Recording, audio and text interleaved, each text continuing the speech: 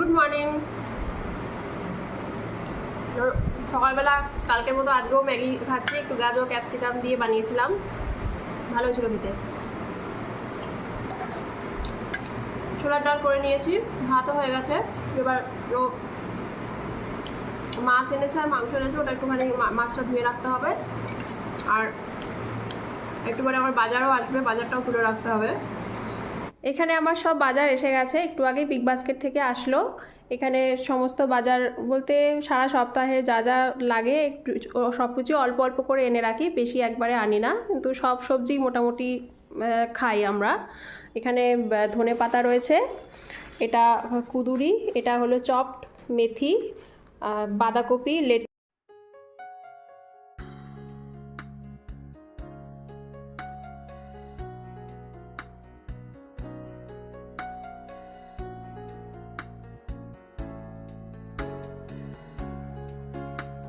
এটা হলো গিয়ে কাটা এঁচোড়।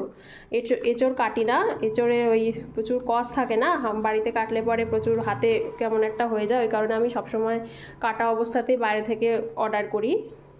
বাঁধাকপিটা আমি ডাইরেক্ট এরকম ফ্রিজের মধ্যে রাখি না, এরকম একটা বিগ বাস্কেট থেকে এই প্লাস্টিকের ব্যাগগুলো দেয়, এগুলোর মধ্যে আমি বাঁধাকপি রেখে দিই, তাহলে না অনেকদিন অনেকদিন বলতে কি এক সপ্তাহ মতো ভালো মতো ঠিক থাকে। কোনো বানানোর সময় ওপেন রাখলে বাঁধাকপি ফ্রিজের মধ্যে ওপরটা কালো হয়ে যায়, কিন্তু এটার মধ্যে যদি রেখে এক সপ্তাহ ফ্রিজে রেখে দেন তারপরেও কিন্তু বাঁধাকপি ঠিকই থাকে।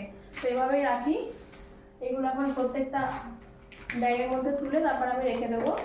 এটা রেড ক্যাপসিকাম আর ইয়েলো ক্যাপসিকাম, এরকম প্লাস্টিক, এগুলো সব অ্যামাজন থেকে কিনেছিলাম এই ব্যাগটা। এরকম রেফ্রিজারেটার সেট, ওই ফ্রিজের মধ্যেই সবজিপাতি রাখার জন্য এই ব্যাগগুলো ইউজ হয়।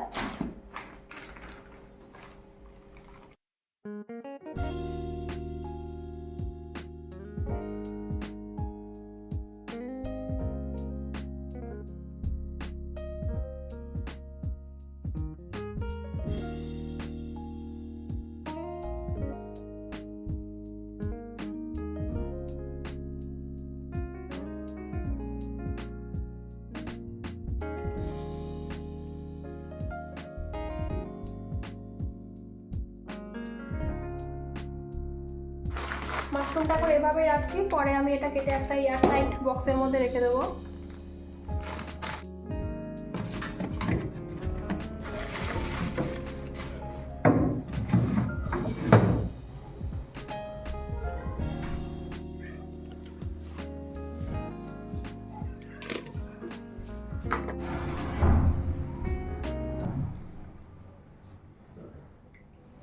বাজারে তোলা হয়ে গেছে, মাছ ধুয়ে নিয়েছি, এখন শুধু মাছটা ভেজে মাছের ঝোল রান্না করবো। আর ডাল তো হয়ে গেছে, তার আগে একটুখানি জিরিয়ে নিই। আর একটা কাঠ খেয়ে নিচ্ছি, এটা মনে হয় ব্লুবেরি। হ্যাঁ, এটা খেতে ভালো লাগে, সবসময় খাই না, মাঝে মধ্যে খাই। তবে অতটা মিষ্টিও না এটা, বেশি মিষ্টি শিখান ফিখান থাকে না, ওগুলো খুব একটা খেতে পারি না। আজকে এখানে ওয়েদার ভালোই, খুব একটা গরম নেই। এরকম ওয়েদার থাকলে ভালো লাগে, গরম পড়লেই অবস্থা খারাপ হয়ে যায়।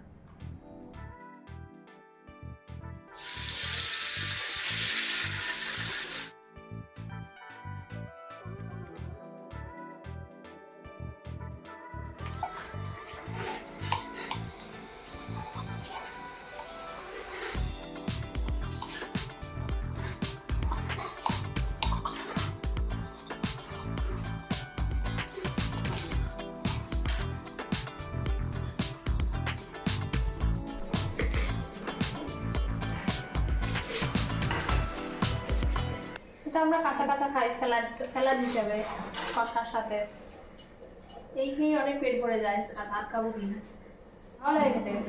প্রথম প্রথম ভালো লাগতো না, পরে ভালোবাসতে শুরু করে দিয়েছে এটাকে। একটু লেবু চিপে দেবো।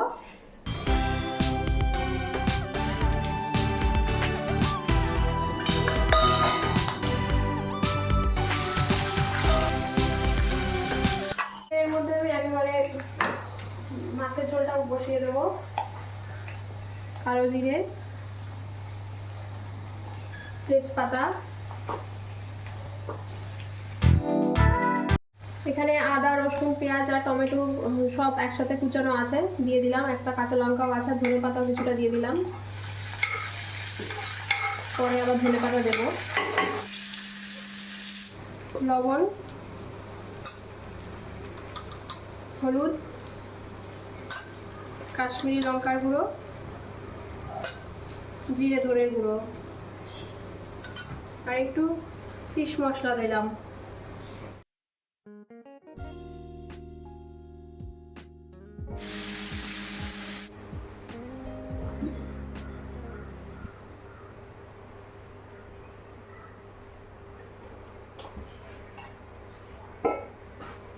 যেদিন বাজার আসে না সেদিন খুব দেরি হয়ে যায়, সব বাজারঘাট তুলতে তুলতে অনেক সময় চলে যায়, প্লাস মাছ টাছগুলো ধুতে লাগে।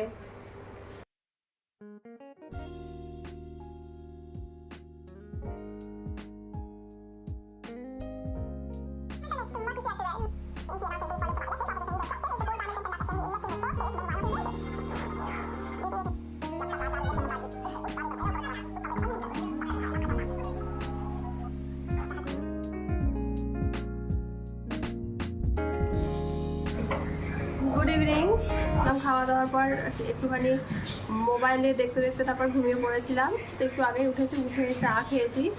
আজকে আর বাইরে কোথাও যাবো টাবো না, ঘরেই থাকবো। আর দুপুরের যা রান্নাবাড়ি আছে সেটা তো আছেই, মানে ডাল, একটু ভাতও আছে, ভাত বসিয়েছি, আর মাছের ঝোলটাও আছে। আর তার সাথে ওই মেথি যে কিনেছিলাম বিগ বাস্কেট থেকে, সেটা তো কাটাই আছে অলরেডি, সেটা ধুয়ে আমি আজকেই রান্না করে নেব। আলু আর মেথি দিয়ে একটা তরকারি টাইপের করব, মানে শুকনো তরকারি। তো এখন যেতে হবে আবার রান্নাঘরে, বেশিক্ষণ থাকা যায় না, সারাক্ষণই রান্নাঘরেই থাকতে হয়।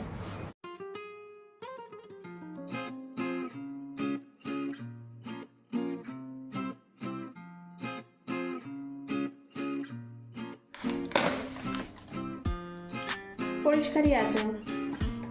মেথির তরকারিটা আমি সরষের তেলে করবো, সরষের তেল দিয়ে দিলাম, গোটা জিরে দিলাম,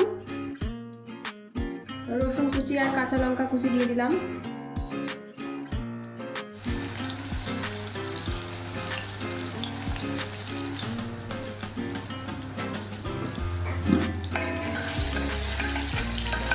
এখানে আমি 3টে আলু নিয়েছি, এরকমভাবে কেটে নিয়েছি 3টে আলু, এটা দিয়ে দেবো এবার। এটা একটু ভাজা ভাজা হোক, ঢেকে দিলাম, আস্তে ফ্লেম করে দিলাম। এখানে আমি মেথিটাকে ভালো করে ধুয়ে নিয়েছি, 5-6 বার ভালো করে ধুয়ে নিয়েছি। এটা পরে আলুর মধ্যে দিয়ে দেবো। লবণ দিলাম, হলুদ, একটু কাশ্মীরি লঙ্কার গুঁড়ো, আর শুধু ধনের গুঁড়ো দেবো, জিরের গুঁড়ো দেবো না এটাতে।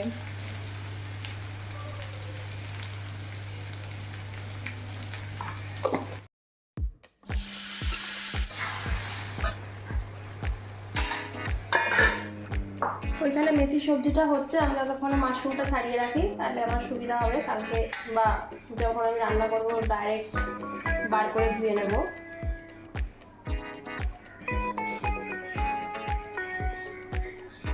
আমি মাশরুমের ওপরের এটা ছুলে নিই, অনেকে এটা শুদ্ধই খায়।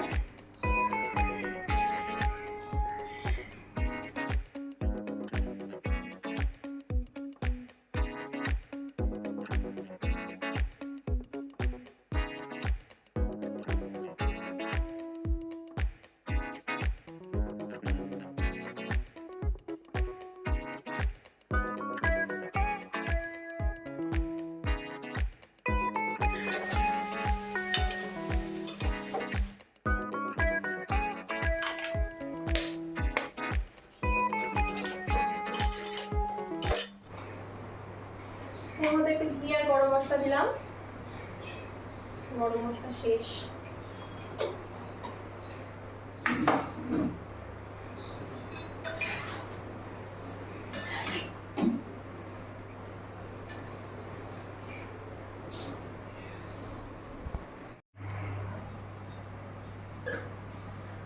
চলুন তাহলে আমার ব্লগটা আমি এখানেই এন্ড করছি। আপনারা সবাই খুব ভালো থাকবেন, নিজেদের শরীর আর মনের খেয়াল রাখবেন। আর আমার ব্লগটা যদি ভালো লেগে থাকে তাহলে লাইক অ্যান্ড সাবস্ক্রাইব করে দেবেন।